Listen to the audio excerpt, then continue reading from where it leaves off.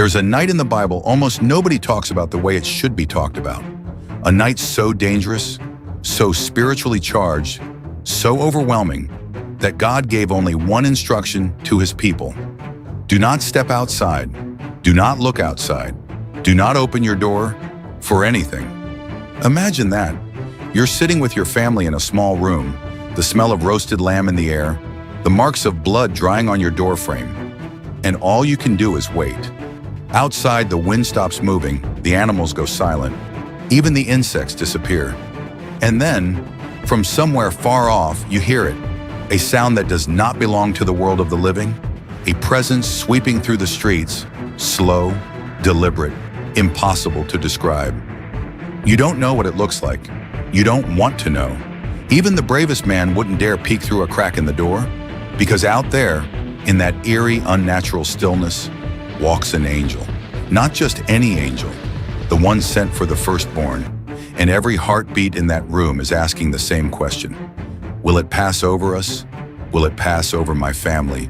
Will it pass over my child? You hold your breath as the presence drifts closer, past one home, then another, until it stops, right outside your door. And in that moment, you understand why God said, don't look, don't move, don't even try, because history has never seen another night like this one. Before we dive deep into this video, if you love deep dives into hidden biblical stories, mysteries, angels, ancient conflicts, and divine encounters, make sure you like this video, subscribe, and click the bell icon so you never miss another episode right here on Bible Mysteries. Nightfall approached Egypt with a strange heaviness. Yet hours earlier, the kingdom looked invincible. Sunlight poured across golden towers, decorated chariots, polished marble courtyards, shimmering statues, and proud warriors. Markets buzzed with noise, merchants argued over prices, musicians entertained wealthy patrons, and royal servants hurried through hallways carrying gifts, meant for officials who lived in unbelievable comfort. Yet something invisible lingered beneath that glittering surface. Something restless, something ancient, something waiting. For months, Pharaoh dismissed every warning Moses delivered. 10 confrontations shaped by miraculous power left him stubborn, furious, humiliated. Each plague exposed weakness he denied existed. Rivers turned crimson, frogs invaded royal chambers, lice covered priests during ceremonies, hail shattered orchards, insects filled banquet halls, darkness smothered villages for 3 entire days. Yet Pharaoh clung to pride like armor forged from stone. Behind palace walls, his advisors whispered. General commanders noticed frightened soldiers losing focus. Farmers begged for relief. Women prayed for protection. Even high-ranking prophets struggled to defend traditions that suddenly looked fragile. Still, Pharaoh refused humility. His heart hardened until compassion vanished. Inside damp prison cells, Hebrew families whispered prayers through cracked lips. Exhausted men finished brutal labor under blistering heat. Mothers rocked tiny infants on straw mats, hoping for deliverance. Young boys carried heavy bricks containing sand, clay, and crushed limestone, dreaming about freedom they had never known. The tension between heaven and Egypt intensified like distant thunder. Though no sound echoed across stone streets, spiritual conflict grew louder than armies assembling for battle. Moses sensed it each morning when he approached Pharaoh's throne. Aaron felt it during quiet moments beside campfires. Israel understood it through intuition, seated by suffering. A final confrontation hovered near. Days earlier, Moses stood face to face with Pharaoh inside a majestic audience chamber lined with flickering torches. Yahweh's authority overshadowed Egypt's power, even though Pharaoh pretended not to tremble. Moses spoke calmly. "Thus says the Lord, about midnight I will pass through Egypt." Gasps filled the chamber. Guards stepped back, clutching spears. Advisors exchanged horrified glances. Musicians froze mid-note. Even Pharaoh's expression shifted, anger colliding with fear so quickly he struggled to hide it. Moses continued, "Every firstborn in this land shall die, from your heir who sits upon your throne, to the servant girl grinding grain, and even the livestock grazing outside." Stunned silence followed. No plague had ever sounded so absolute. Yet Pharaoh did not surrender. His pride, wounded by previous humiliations, rejected mercy again. He ordered Moses removed violently, shouting curses throughout the hall. However, those standing nearby heard something beneath the king's rage. Panic disguised as authority. Moses left palace grounds knowing heaven prepared an event unlike anything earth had witnessed. As evening approached, Hebrew households followed precise instructions. Families sacrificed spotless lambs, roasted meat over open flames, mixed unleavened dough, and gathered herbs symbolizing hardship. Blood brushed across door frames formed a shield only heaven understood. Children watched fathers smear crimson strokes on wooden beams. Mothers whispered reassurance, unaware of how close danger lurked. Candles flickered inside modest dwellings as families ate quickly while wearing traveling garments, sandals secured, walking sticks ready. This meal felt different, urgent, solemn, prophetic. Every bite tasted like freedom hurtling toward them with frightening speed. Meanwhile, in Egyptian neighborhoods, life carried on normally. Many citizens, worn down by recent disasters, longed for peace yet clung to routine out of denial. Bakers finished bread for morning markets. Fishermen cleaned nets beside riverbanks. Nobles held late-night gatherings inside elaborate halls decorated with alabaster carvings and ivory furniture. Only a few attentive souls felt atmospheric pressure shift. A royal physician noticed birds hiding unusually early. An elderly woman heard silence settle in fields where animals normally brayed loudly. A servant watering plants in Pharaoh's courtyard felt wind disappear abruptly. Even seasoned soldiers guarding city gates sensed an unexplainable chill. Yet no one recognized these signs as warnings. Beyond earthly perception, heavenly realms prepared for movement. Angelic forces observed Egypt from vantage points unreachable by mortals. Among them stood the appointed messenger, an angel entrusted with a command carrying unimaginable weight. This being did not resemble terrifying myths drawn on temple walls. Radiance surrounded him like fluid starlight. Authority rested upon him effortlessly. Obedience shaped his purpose. Though his mission required severity, sorrow rested within his gaze. Sorrow rooted in countless rejected opportunities for repentance. He waited silently, watching smoke rise from Hebrew fires. He listened to distant conversations carried across rooftops. He observed sorrow inside palace chambers. He understood justice better than any human philosopher. He awaited only Yahweh's word. Darkness thickened until it felt alive. Moonlight vanished behind heavy clouds. Air cooled suddenly, creating goosebumps on every exposed arm. A rare, unsettling stillness swept across farmlands, alleyways, riverbanks, ports, deserts, temples, and mansions. Egypt inhaled. Heaven exhaled. Then just before midnight, the angel stepped forward, not with thunder, not with spectacle, not with noise, but with authority that required no announcement. He crossed boundaries effortlessly, gliding through shadows like breath moving through silence. Every living creature sensed him, though none understood what approached. Dogs whimpered inside yards. Cats crawled under furniture. Babies stirred without waking. Movement of divine origin entered Egypt. Families unaware of danger turned in their sleep. Even Pharaoh, reclining upon luxurious cushions, opened his eyes abruptly, sensing something unfamiliar drifting through palace air. The angel's presence did not resemble violence. It resembled inevitability. Justice arriving after countless rejected pleas. One more hour remained before Egypt would awaken to its darkest morning. And somewhere inside a humble Hebrew dwelling, a father tightened his grip around his child, whispering a shaky prayer, afraid even to breathe too loudly. Midnight crept across Egypt without ceremony. No trumpet marked its arrival. No star signaled its beginning.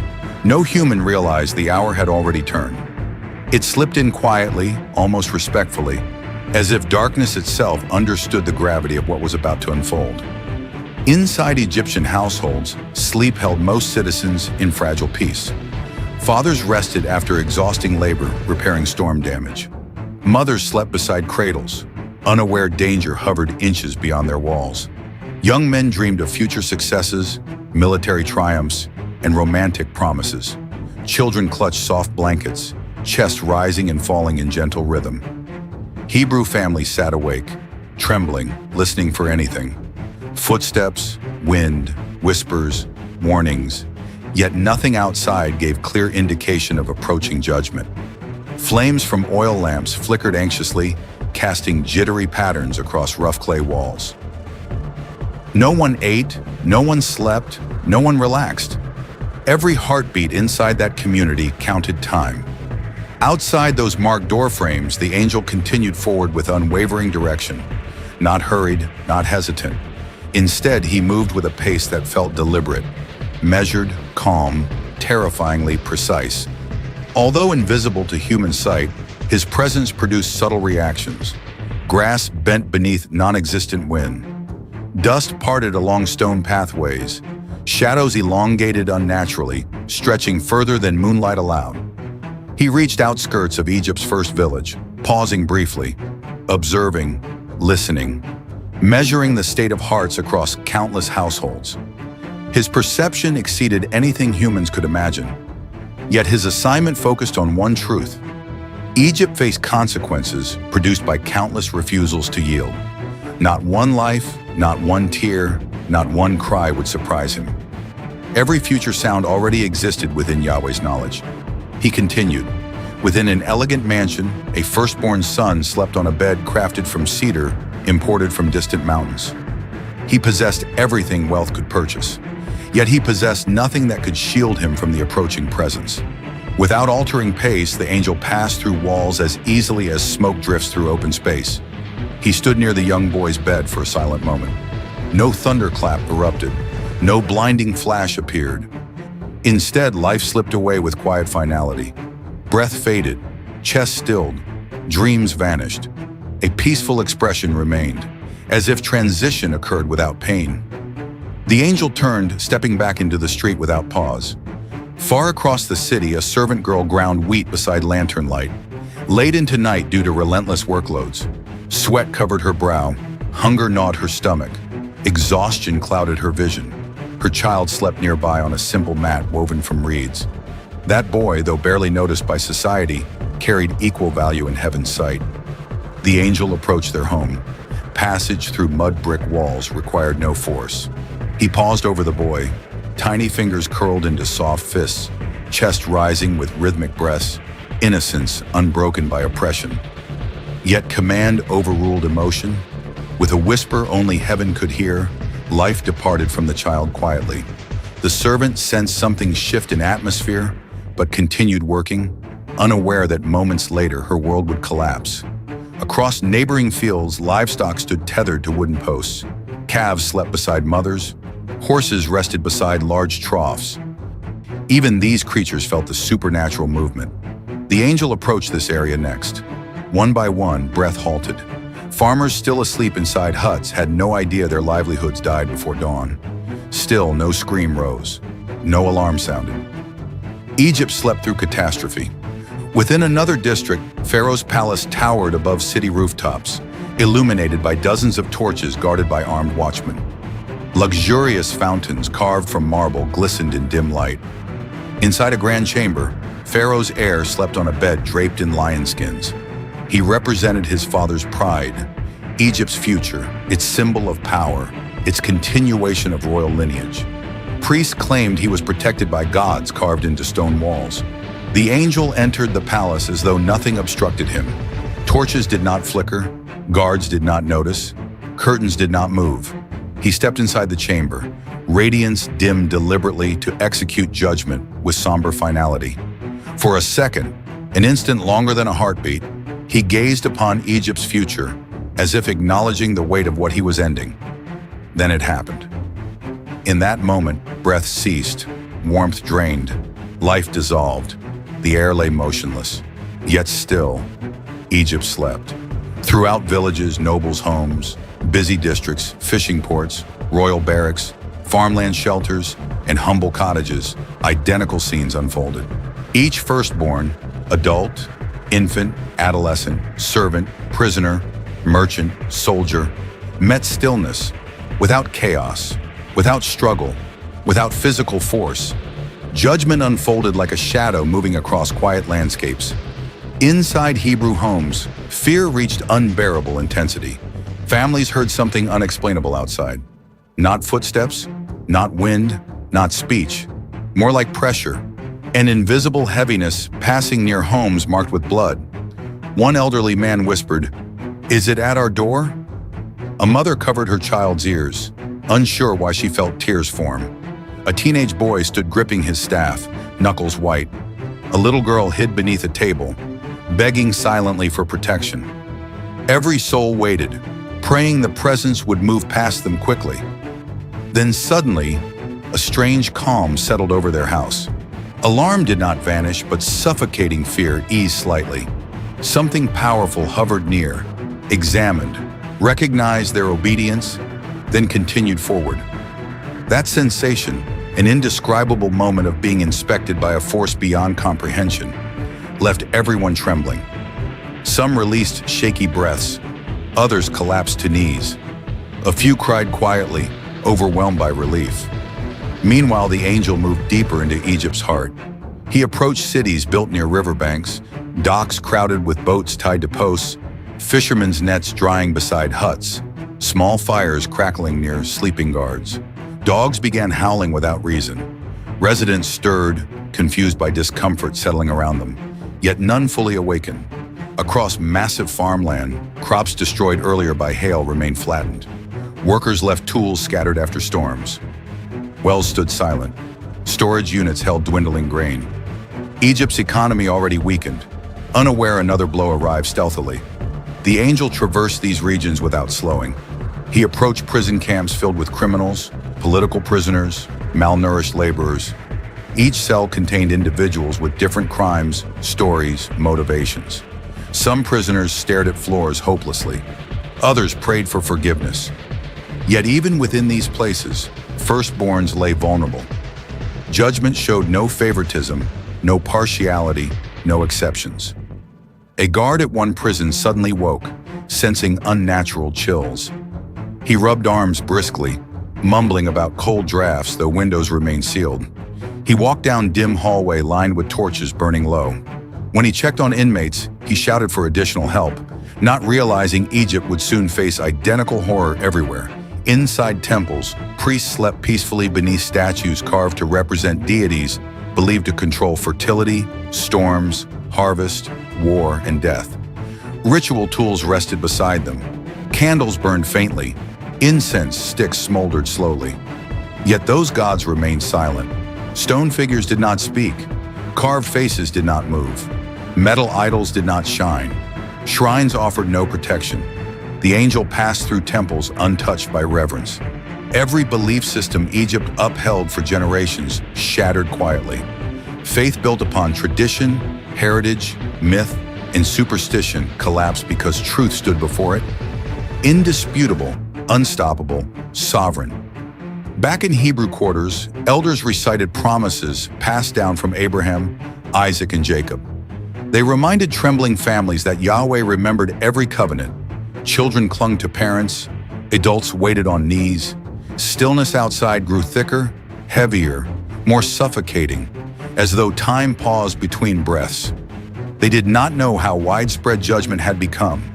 Doors remained sealed, curtains stayed closed. No one dared shift wooden bars locking entrances. The angel reached final outskirts of Egypt shortly before dawn. His assignment nearly complete, he surveyed land once more, registering every life taken during his passage. He carried no pride, no cruelty, no pleasure, only deep understanding of justice fulfilled. He ascended unseen, returning to realms beyond imagination. Egypt, unknowingly shattered, rested inside silence preparing to erupt. The first cry would come soon, and when it did, nothing in that kingdom would remain unchanged. Dawn approached slowly, hesitantly, as if morning itself feared what it would reveal. Soft light crept across rooftops, touching sandstone pathways, brushing over silent courtyards, slipping past wooden gates. Birds usually greeted sunrise with chirps and restless fluttering, yet not a single wing moved. Egypt rested in a strange hush. Mothers rose first, expecting to begin morning routines, baking dough, preparing water, washing children, lighting lamps. One woman inside a small village stirred groggily, stretching arms before glancing toward a cradle beside her bed. She whispered a gentle greeting to her son, but his body remained unnaturally still. Confusion clouded her expression. She leaned closer, shook him gently, whispered his name again. Nothing. Her eyebrows tightened as disbelief wrestled reality.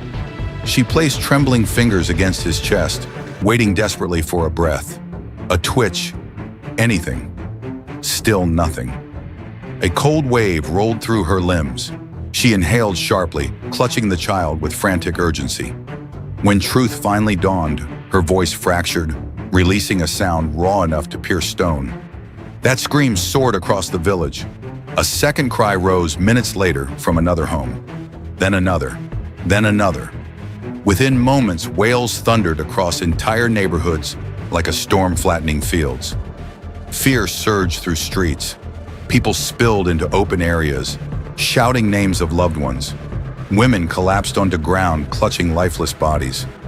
Fathers beat fists against walls. Grandparents tore garments in overwhelming grief.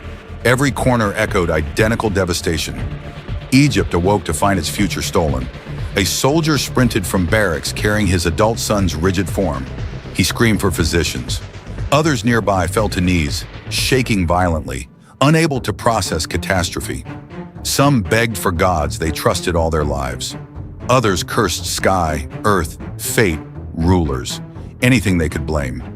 Priests rushed from temples, robes trailing behind them, faces pale. They tried explaining tragedy with rehearsed chants, but voices cracked as they discovered their own firstborns gone. Temple altars filled with frantic offerings, desperate prayers, frantic rituals. Yet silence remained. No answer came. Across wealthy districts, nobles smashed expensive jars, tore priceless linens, ripped jewelry from necks, stumbling through corridors with hair undone and faces streaked with tears. Servants tried assisting them, yet carried grief of their own. Even animals echoed catastrophe. Cows lay motionless across farmlands. Horses collapsed in stables. Shepherds ran through grazing areas, screaming for missing livestock. Dogs barked frantically, sensing tragedy. No corner of Egypt escaped mourning. Chaos multiplied rapidly. Meanwhile, Pharaoh's palace remained strangely still for longer than expected. Servants hesitated outside Prince's chamber, too afraid to disturb sacred silence. Royal guards whispered nervously. Advisors exchanged anxious looks. Finally, a caretaker entered the room. Moments later, his piercing cry shattered palace composure. Servants dropped trays. Guards rushed forward. Advisors stumbled toward chamber doors. Pharaoh, awakened by distant screams throughout city, burst into hallway searching for explanation. He arrived at his son's room just as attendants pulled open heavy curtains, flooding space with faint morning light. Pharaoh's footsteps slowed. He saw attendants clutching lifeless prince.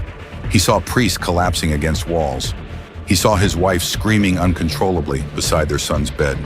He saw everything his kingdom depended on lying cold, silent, gone. He staggered backward as if struck by a weapon. His breath left his body. Pride, his strongest armor, cracked instantly. He clutched his chest as grief ripped through every hardened layer inside him. For the first time in his reign, arrogance vanished completely. He fell to knees. A king who once commanded armies now shook violently, unable to steady voice or limbs. His cries carried through palace corridors, merging with nationwide sorrow until entire kingdom sounded like a single wounded creature. Every Egyptian household experienced identical heartbreak within same hour. Grief built into a roar that swallowed entire land. Hebrew families listened from behind closed doors, tears streaming as they heard countless voices rising in agony.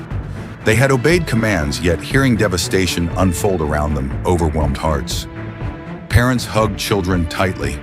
Elders whispered urgent prayers thanking God for mercy. Some trembled uncontrollably as reality sank deeper. Liberation came through unimaginable cost. Minutes stretched into hours while cries echoed relentlessly. Finally, driven by terror, shock, and collapse of all resistance, Pharaoh sent messengers sprinting toward Hebrew quarters. Horses galloped through streets, hooves kicking dust into air. Harsh orders shattered morning quiet. "Bring Moses immediately!" Servants located him quickly. When Moses arrived at palace entrance, Pharaoh did not display anger. He did not shout. He did not summon guards. He stood trembling, eyes swollen, voice faint, dignity shattered. He approached Moses without arrogance, without power, without hatred. Pain dripped from every word. "Go!" Moses remained still. Pharaoh continued, voice breaking repeatedly. "Leave this land, all of you. Take your families, your flocks, your herds, everything. Go, worship your God. Bless me also." That final request revealed something remarkable. Egypt's ruler, once convinced of divine supremacy, now begged for mercy from Yahweh. Israel's deliverance finally arrived, carried on waves of nationwide anguish. But liberation would require speed. Urgency filled every Hebrew household. Men tightened sandals, gathered livestock, packed belongings. Women collected woven baskets, wrapped children in warm cloths, retrieved leftover food. Elderly leaned on staffs, prepared for demanding journey. Young boys helped load goods onto animals. Girls secured water containers. Egyptians who previously despised them now pleaded for departure. Some offered jewelry, silver, gold, garments, anything to hasten their exit. Others fell before them, begging forgiveness, terrified of further judgment. Hebrew families poured from narrow streets into open fields, forming long lines stretching across horizon. Children looked back at villages they lived in all their lives. Mothers whispered comfort. Men scanned surroundings, protective yet hopeful. No one fully understood magnitude of what occurred. Behind them, Egypt continued weeping. Ahead of them, freedom waited.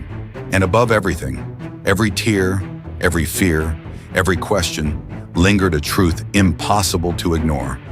Yahweh, unseen yet unmistakably present, had moved through Egypt with flawless precision. Judgment completed, mercy displayed, prophecy fulfilled, destiny unlocked. Israel stepped into dawn carrying scars of trauma, strength born from suffering, and promise of a future crafted by God Himself. Yet their journey had only begun.